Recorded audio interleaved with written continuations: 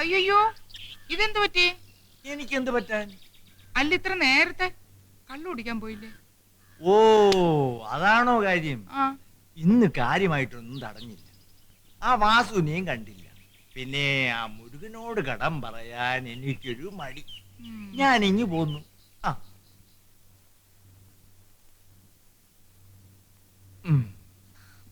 മക്കളെ, എന്തൊക്കെയുണ്ട് വിശേഷം? ഒരു വിശേഷമില്ല അച്ഛാ. അച്ഛനൊന്നും കുടിച്ചിട്ടില്ല. 30 രൂപയുണ്ട്, പോയി കുടിച്ചിട്ട് വാ. പോരെ? മതി, ധാരാളം മതി. ഭാര്യയായാൽ ഇങ്ങനെ തന്നെ വേണം. അമ്മയ്ക്ക് എന്താ ഭ്രാന്തുണ്ടോ? എന്താടി? അച്ഛൻ ആദ്യമായിട്ടല്ലേ കുടിക്കാതെ വന്നിരിക്കുന്നേ.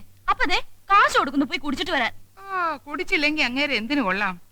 എടീ, കല്യാണം കഴിഞ്ഞ അന്ന് മുതൽ ആ മണം അടിച്ചാ ഞാൻ ഉറങ്ങിയിട്ടുള്ളത്. അതില്ലാതെ എനിക്ക് ഉറക്കം വരത്തില്ലടി. മനസ്സിലായോ? ഒരു ഉപദേശക്കാരി പൊയ്ക്കോ. കൊള്ളാം, നല്ല അച്ഛനും അമ്മയും. ചേട്ടൻ ഇരിക്കുന്നില്ലേ? നമുക്ക് ഒന്നിച്ച് കഴിക്കാം. കുഞ്ഞു കഴിക്കും. ഞാനും കൂടെ ഇരുന്ന് തിന്നോട്ടെ. കുഞ്ഞേ, എനിക്കൊരു കാര്യം പറയാനുണ്ട്. എന്താ ചേട്ടാ? ഉപദേശിക്കാൻ ഞാൻ ആരുമല്ല. എങ്കിലും ചിലതൊക്കെ കാണുമ്പോ പറയാതിരിക്കാൻ മനസ്സ് അനുവദിക്കുന്നില്ല. പറഞ്ഞോളൂ. വിദേശവാസം കൊണ്ട് കിട്ടിയ ശീലമായിരിക്കും മദ്യപാനം. ഇതിനു മുമ്പ് വിഷ്ണു ഇങ്ങനെ ആയിരുന്നില്ലല്ലോ. ഇത്തവണ വളരെ കൂടുതലാണ്. വിഷ്ണുവിന്റെ നിലയ്ക്കും വിലക്കും ഇതൊട്ടും ചേർന്നതല്ല. ആഹാ, നല്ല ഇഡ്ലി. അല്ലേ ഓംസൂട്ടി? കുറച്ച് കൂടുതൽ കഴിച്ചു. മതി. ചേട്ടൻ ഇരിക്കുന്നില്ലേ?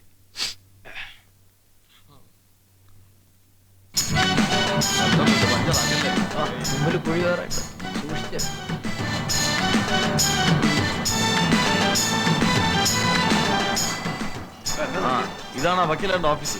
ഞാൻ ഇവനോട് പുള്ളിക്കാരനെ കണ്ടിട്ട് ഹോട്ടലെത്തി. നിങ്ങൾ വയ്ക്കോ?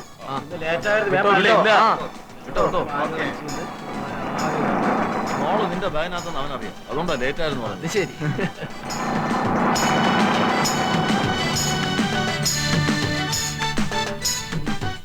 നമസ്കാരം വക്കീൽ സാറേ. എത്തിയോ? നിന്റെ ഇച്ചാനിപ്പോ ഫോൺ ചെയ്തിരുന്നു. ഇരിക്കെ. എന്താ പുതിയ ചുറ്റിക്കളി? All India tour on bike. ഞങ്ങൾ 10 പേരുണ്ട്. ബാക്കിയുള്ള ഹോട്ടൽ സീഗോഡിൽ വെയിറ്റ് ചെയ്യുന്നു. അപ്പൊ ഹോട്ടൽ സീഗോഡെന്ന് കലാപബാധിത പ്രദേശമായിരിക്കുമല്ലോ. എന്താ കൂടുന്നു? കൂടണമെന്നുണ്ട്, പക്ഷെ ഇന്ന് അല്പം ബിസിയാ. വേണ്ടെങ്കി വേണ്ട. ഞാൻ തിരിച്ചു വരുമ്പോ ചേട്ടനൊരു ഗോവം ഫിനി വാങ്ങിച്ചോണ്ടിരാം. എന്റെ വക ഒരു പ്രസന്റ്. അതിരിക്കട്ടെ, ഇതാരാ? മനസ്സിലായില്ല. ഞാൻ രഘു, ലാലിന്റെ സുഹൃത്താണ്. ചേട്ടൻ പത്രത്തിൽ വായിച്ചാണ് മന്ത്രിസഭ കൂടി സ്ഥലം മാറ്റാൻ തീരുമാനിച്ചിട്ടും 2 ദിവസം കസേര വിട്ടുകൊടുക്കാരുന്ന ഒരു കോർപ്പറേഷൻ മാനേജിംഗ് ഡയറക്ടറില്ലേ? അത് പുള്ളിക്കാരനാ? പുള്ളിക്കാരന്റെ ഒറ്റ മോനെ. അച്ഛന്റെ മോൻ തന്നെ. കസേരയിൽ തന്നെ ഇങ്ങനെ പിടിച്ചോണ്ടിരിക്കുന്ന കണ്ടില്ലേ? ശരി, അപ്പൊ ഞങ്ങൾ ഇറങ്ങട്ടെ. ഇന്ന് രാത്രി ഗോവയ്ക്ക് പോകും. Wish you all A very happy journey. Thank you. ഒരിക്കലും അച്ഛൻ വരാൻ ഇത്രയും വൈകിട്ടില്ല. പട്ടണത്തിൽ പുതിയ ഷാപ്പും എല്ലാം തുടങ്ങിയോ ശ്രീദേവി? പല വാറ്റുകാരും പറയും ആദ്യ ദിവസം അങ്ങേര് കയറി കുടിക്കുന്നത് ഒരു ഐശ്വര്യമാണെന്ന്. അവര് വന്ന് പൊത്തിക്കൊണ്ട് പോകും. അന്ന് അച്ഛന് ഫ്രീ ആണടി മോളെ. അങ്ങനെയാണെങ്കിൽ ഇന്ന് കാണാൻ നല്ല ശേലായിരിക്കും. ഈ അമ്മ അച്ഛൻ ഇങ്ങനെ ആക്കിയത്. ജയ, എഴുന്നേറ്റ് വാ. ഇവിടെ ഇരുന്ന് അമ്മ നമ്മളോടും പറയും പോയി കള്ളു കുടിച്ചിട്ട് വരാൻ. വാ. ഈ പിള്ളേർക്ക് അച്ഛനോട് ഒരു സ്നേഹവും ഇല്ല.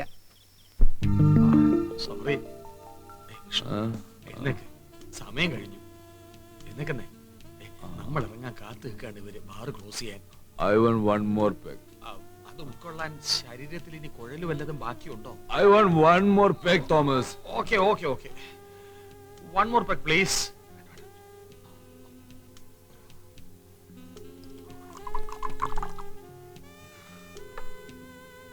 അതാ ലാസ്റ്റ് പെഗ്. Thank you.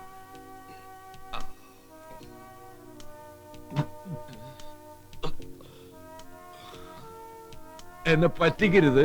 അല്ല, ഞാൻ സോഡ ഒഴിച്ച് വിസ്കി കഴിക്കാറുള്ളൂ. അയ്യോ, ഞാൻ മറന്നുപോയി.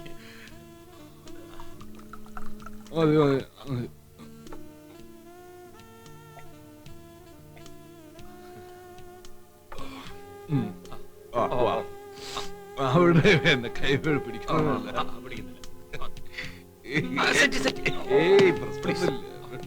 എന്നെ വീട് എനിക്ക് പിടിച്ചാല പ്രശ്നം. ഞാൻ പിടിച്ചിട്ടില്ല, തോന്നലാണത്.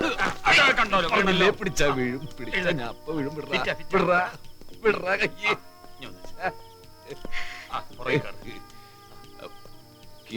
അക്കി എന്റെ ഞാൻ ഓടിക്കാം. തോമസേ വിഷ്ണു, ഈ അവസ്ഥയിൽ കാർ ഓടിക്കണോ? ഞാൻ ഓടിക്കാം. വേണ്ട, ന്യൂയോർക്കിലും വാഷിംഗ്ടണിലേക്ക് ഇതിലേക്ക് മോശമായിട്ട് ഞാൻ വണ്ടി ഓടിച്ചിട്ടുണ്ട്. ഓവർ സ്പീഡില് ഇത് ന്യൂയോർക്കും വാഷിംഗ്ടണും ഒന്നും അല്ല, പൂർ കേരളമാണ്. ഞാൻ ഓടിക്കാം. ഞാൻ ഓടിക്കാം വിഷ്ണു. ഞാൻ ഓടിക്കാം. ഞാൻ ഓടിക്കാം വിഷ്ണു. പ്ലീസ്. തലേ ഒന്നിടിച്ചു.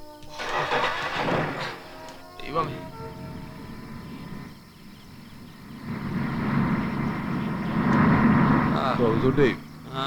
ജീവിതത്തിൽ ഒരു കുന്നുണ്ടെങ്കിൽ ഒരു കുഴി ഉണ്ടാവും അല്ലേ? അത് ശരിയാ.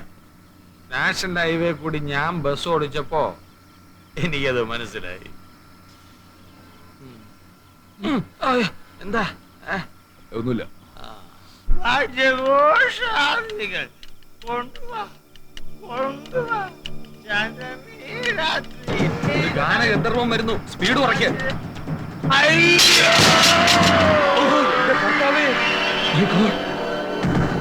ആ ഔട്ടായെന്നാ തോന്നുന്നത്.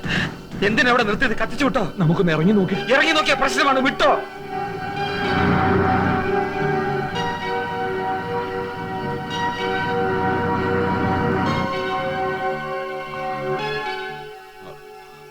അയാൾക്ക് എന്ത് പറ്റിയെന്ന് നോക്കണമായിരുന്നു. എന്തിനു നോക്കണം? ഞാൻ പറഞ്ഞില്ലേ വണ്ടി എടുക്കണ്ടെന്ന്. അപ്പൊ give me the key. ഇപ്പൊ എന്തായി? ചിലപ്പോ അയക്ക് ഒന്നും പറ്റിക്കാണില്ലെങ്കിലോ? നമുക്ക് ഹോസ്പിറ്റലിൽ വരെ ഒന്ന് പോയി. ടയറ് കയറി ഇറങ്ങി. വിഷ്ണു, ആള് തട്ടിപ്പോയിട്ടുണ്ട്. കൊലക്കുറ്റവാ, കൊലക്കുറ്റം. അകത്ത് കിടക്കേണ്ടി വരും. വിഷമിക്കണ്ട. നമ്മുടെ ഭാഗ്യത്തിന് ആ പരിസരത്ത് ഒരു കുട്ടി പോലും ഉണ്ടായിരുന്നില്ല. ഏതായാലും കാർ ഷെഡിനകത്ത് പൂട്ടിയിട.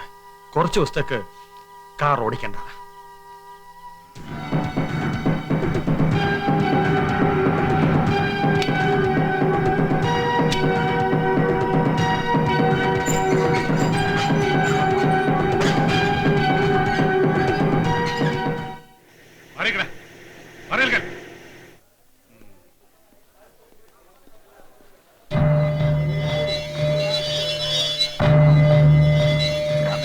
ഒന്ന് മാറിയിക്കണേ.